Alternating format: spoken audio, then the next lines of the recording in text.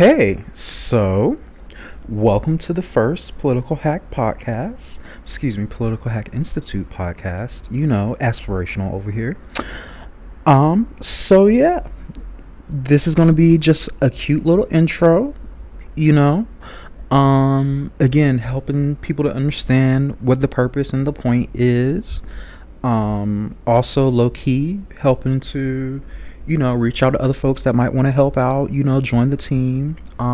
This is the start of a journey. So, thank you for being on the journey with me. Because right now, very small, just myself. So, yeah. So, one of the things I wanted to start off with is just a recap of the vision, the mission, since, that is on the website.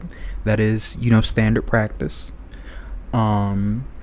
At the same time, I am a believer in upsetting the standard practice for the right reasons, but, this one doesn't hurt for the most part. So, we'll keep on with it.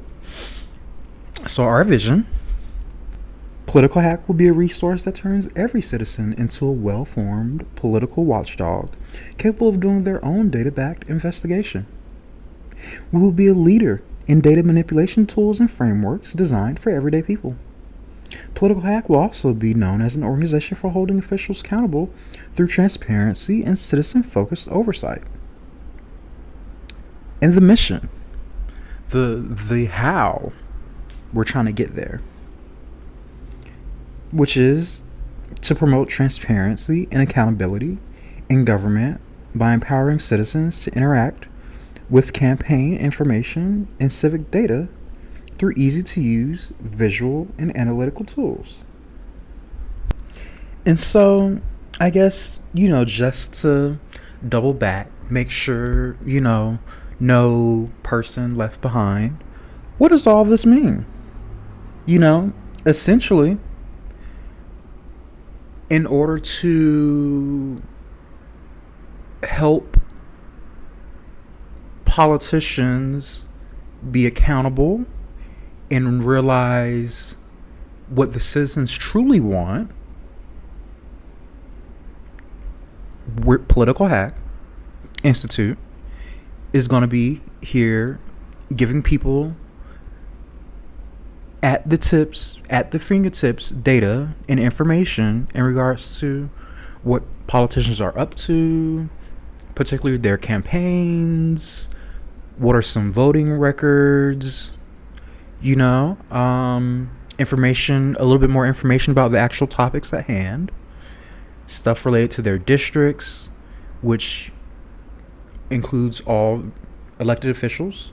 Where they're transparent enough to give the data. And so this will essentially help each and every person to be able to see whatever is their issue or issues, for the multidimensional people out there, whatever, they're trying to look into, all in one resource for them to look into it and make some progress, get some information, and figure out who's really for what they're for. And so I guess to elaborate a little on the why, right?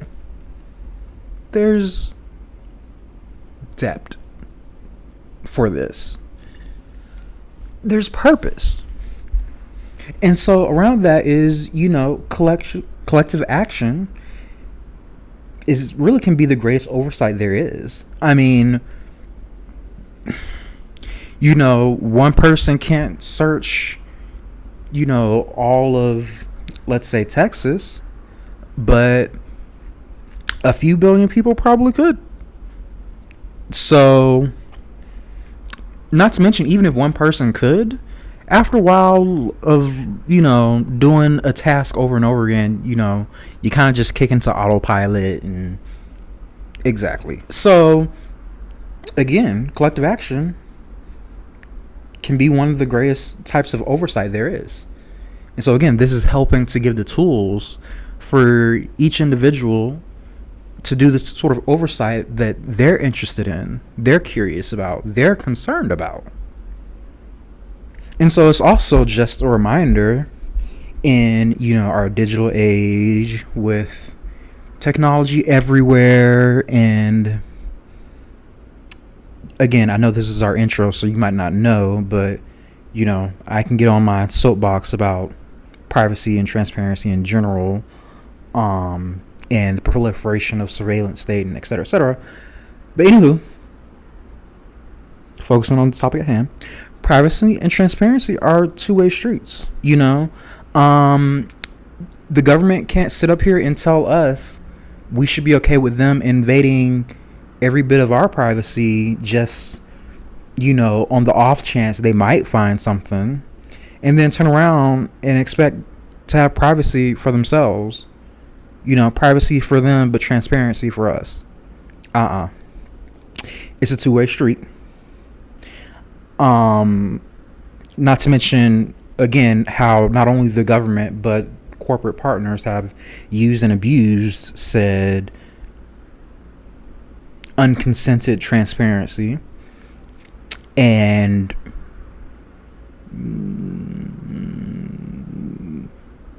let's say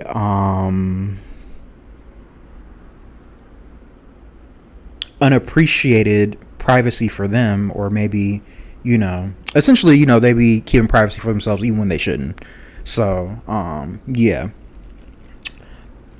so for goodwill to be established, also, again, it gotta be based on truth and facts. I mean, again, since y'all the Political Hack Institute team, I don't know I know they be having these new group names and stuff. I don't know. I don't want to say hackers because that's too generic, but yeah, so that's we're gonna keep that, we're gonna revisit that. But yeah, I would also say for goodwill to be established, you have to give a certain amount of privacy. There's a certain level of abuse, violation, manipulation when you can never give a person any privacy. It's kind of related to that thing they say, absence makes the heart go fonder. And independent thought, freedom of thought. And I guess in order to be free, you have to have a certain amount of independence. But anywho, so yeah, for goodwill to be established, it needs to be based on truth and facts. That's how solid, long-standing goodwill is established. When we're, informed consent. So other platforms, tech bros, culture, whatever, may be focused on content, quote unquote. Again, I said content, not truth, not facts, content. Those are different words for a reason. They may be focused on content and quote unquote freedom of speech, which again, in certain contexts, fine, makes perfect sense. I'm on some of it. If you know, you know. But over here, for this platform, for this purpose, we're going to be focused on real issues with real information for real unity. There's a lot. I enjoy having conversations and debates, particularly productive ones, particularly meaningful ones. But at the same time, I do understand and clock that there are a lot of conversations being had that aren't really focused on the real issue and aren't really focused on truth and facts, real information. And then we already know, again, depending upon your extent to in which you're experienced or researched into past behavior, we already know that some try to use conversations to foster disunity or chaos. So again, the platform, there's the expectation that there will be discussions, debate, maybe even spirited debate. But again, it's meant to be focused on solving, discussing real issues with real information for real unity towards, improvement, progress, however you want to think about it. So, I'm glad y'all started this journey with me. I'm hoping you'll keep on it.